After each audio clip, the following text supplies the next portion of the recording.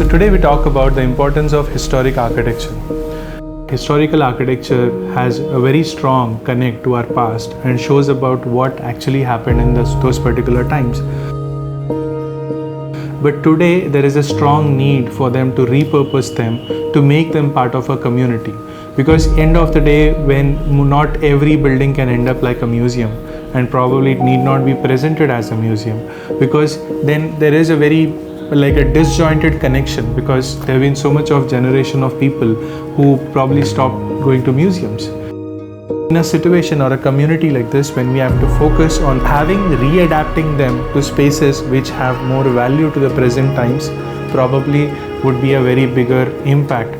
Like for example, how most of the buildings in Italy have been repurposed to, like in Venice, when they have been repurposed to from traditional buildings like axe building, which was during the 18th or 19th century, was converted into what is called as an like modern art museum. And probably like there was another building that was converted into a very nice cafe, or probably into even offices. And the example of how Philharmonie, which was in Hamburg, was used the base of the structure and created something which is a concert hall on top, could be probably a very strong or a good example of restoration or to preservation of the traditional architecture. In this part of the country where we live in Chandigarh, he's been part of Indus Valley civilization, which was 5,000 years ago.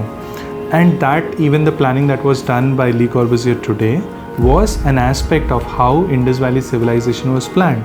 And this connection was so relevant even today that it makes perfect sense. And probably like when we talk about history, though it has happened in the past, those we also reflect in terms of the connections between what we are today to what was happening then. Probably if we look at pyramids, we understand the society, that how the society used to perform, and what we understand of past generations. I think more than 80% of it comes from the architecture, when there is a communication lost in terms of scriptures and everything. So the only way to decode or to found lost civilizations was only architecture.